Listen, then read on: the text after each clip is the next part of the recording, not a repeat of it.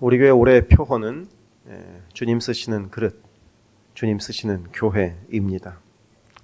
반복해서 말씀드리듯이 우리가 주님을 사용하는 것이 아니라 주님께서 우리를 사용하시기를, 그렇게 주님께서 우리를 사용하시도록 우리의 그릇을 주님께 내어드리자 하는 의미입니다.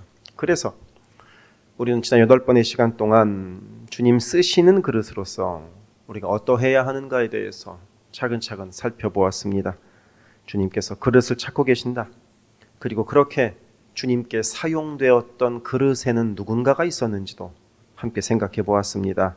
순전하게 쓰임받았던 마리아, 그리고 하나님께서 고치셔서 사용하신 그릇인 베드로, 그리고 마지막까지 쓰임받았던 바울도 우리가 함께 살펴보았습니다. 그리고 기독교 역사 속에서는 그 외에도 하나님께 쓰임받았던 그릇이 되는 수많은 믿음의 선배들이 있습니다.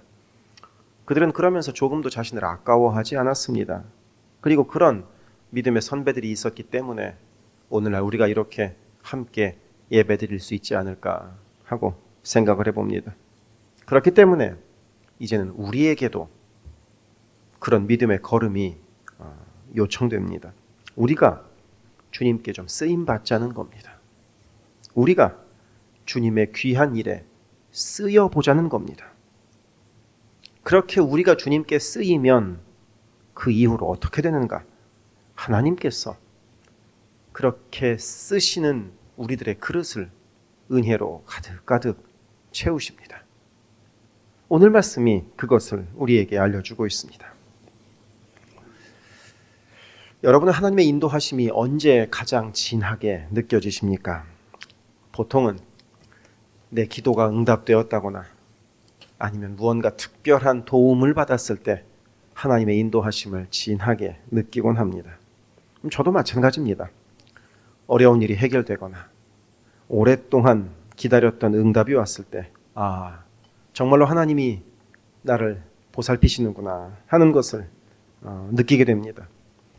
인간이란 참으로 연약한 존재라서 하나님의 인도하심이 내 피부로 느껴지기를 바라기 때문이 아닐까 하고 생각해 봅니다. 그렇다면 성경에서 하나님의 인도하심이 인간에게 가장 확실하게 느껴졌던 때가 언제일 것 같으십니까? 물론 가장 확실하게 느껴졌을 때는 예수께서 이 땅에 오셨던 곧 임마누엘로 예수께서 우리와 함께 하셨던 그때였을 것 같지만 구약 성경으로 그 시간을 한정해서 보면 아마도 출애굽 때가 아니었을까 싶습니다.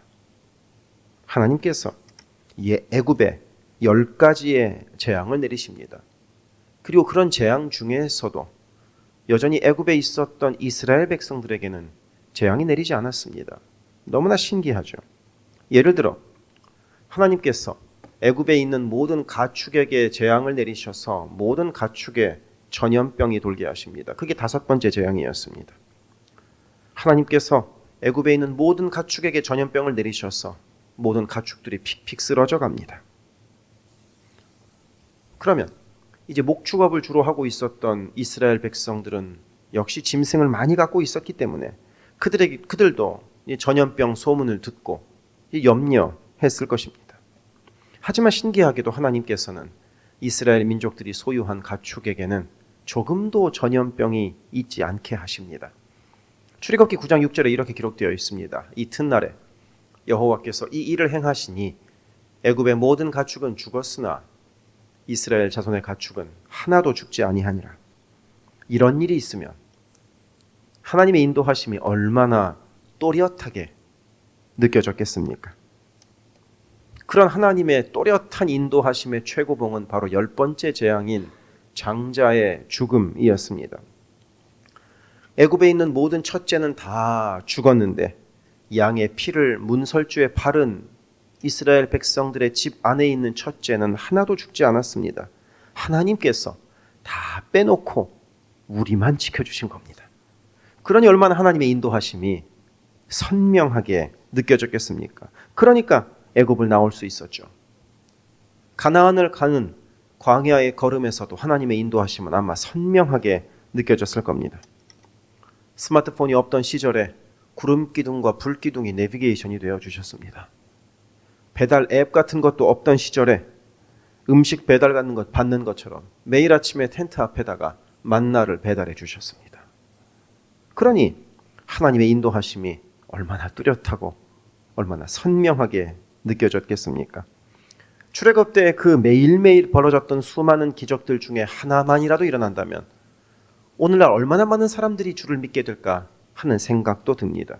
그렇게 여호와 하나님께서는 이스라엘 백성들에게 아주 선명하게 내가 너희를 인도한다 하고 말씀하셨습니다. 힘과 능력이 되어 주셨던 겁니다. 그래서 오늘 말씀 10절은 하나님께서 이렇게 말씀하시는 내용입니다. 나는 너를 애굽 땅에서 인도하여 낸 여호와 내 하나님이니 내 입을 크게 열라 내가 채우리라. 애굽에서 이끌어내시고 광야를 인도하셨던 그렇게 친절하시고 또렷하게 인도하시는 능력의 하나님께서 말씀하신다는 겁니다. 내 입을 열어라. 그것도 열려면 크게 열어라. 그럼 내가 다 채워주겠다 하고 말씀하십니다. 하나님을 만난 경험이 있다면, 그야말로 하나님을 체험했다면 그때 체험한 하나님을 의지하여 하나님께 소망을 두고 입을 크게 열어보라는 겁니다. 그러면 일단 그렇게 열기만 하면 하나님께서 채우신다는 것입니다. 만약 나에게 빈 컵이 하나 있다고 생각을 해봅시다. 물론 이 컵은 우리 권사님이 물을 잘 담아주셔서 감사한데, 만약에 이 컵이 빈 컵이라고 생각해 봅시다. 이 빈 컵에 물을 채우려면 방법은 하나입니다. 물 나오는 곳으로 가야 합니다. 정수기에 가든 수도꼭지에 가든 가야 물을 채울 수 있습니다. 우리도 생수의 근원 되신 예수께로 나아가야 체험받습니다. 단순합니다. 입을 벌려야 체험받을 수 있습니다. 입을 벌리지 않고 체험받을 수 있는 방법은 없습니다. 지난 주일 말씀에서 엘리사가 죽은 선지자 훈련생의 아내에게 그릇을 빌려오라고 이야기했다는 말씀을 나누었습니다. 그릇을 최대한 많이 빌려오라고 했지요. 그릇을 빌려와야 기름을 채우시는 하나님을 체험할 수 있었습니다. 그릇을 많이 빌려올수록 더 넉넉히 채우시는 하나님을 경험할 수 있는 겁니다. 입을 크게 벌려야 채우시는 하나님을 체험할 수 있는 겁니다. 하나님은 오늘도 우리의 그릇을 채우기를 원하십니다. 주님이 쓰시는 그릇이 되고자 하기로 결단만 한다면 그 그릇을 넘치도록 채우기 위하여 하나님은 준비하고 계십니다. 입만 크게 열면 채우겠다고 약속하지 않으십니까? 그런데 이어지는 오늘 말씀 11절은 이렇게 기록되어 있습니다. 내 백성이 내 소리를 듣지 아니하며 이스라엘이 나를 원하지 아니하였도다. 입만 크게 열면 채우겠다는 하나님의 말씀을 듣지 않고 들려와도 들으려 하지 않고 있다는 겁니다. 지난 시간 동안 놀랍도록 역사하셨던 그 하나님의 은혜는 다 지나간 일로 제쳐놓고 지금은 하나님의 인도하심보다 내 삶이 바쁘다는 것입니다. 지금은 하나님의 인도하심보다 내 생각이 맞다는 겁니다. 우리도 그럴 때가 있습니다. 내 입을 크게 열라 내가 채우리라 하는 하나님의 말씀을 알고는 있지만 분명 하나님께 내 그릇을 내어놓을 때 하나님께서 넘치도록 은혜로 채우리라고 믿고 있는 것 같지만 우리는 하나님께 입을 잘 열지 않습니다. 하나님께 입을 크게 열기보다는 내 생각대로, 내 고집대로, 내 노력으로, 내 힘으로 어떻게든 해보려고 합니다. 하나님은 나에게 맡겨보라고 말씀하시는데 너의 생각, 너의 방법 이런 것 좀 내려놓고 좀 하나님을 신뢰해봐라 이렇게 말씀하시는데 우리는 그렇게 잘 하지 않습니다. 왜일까요?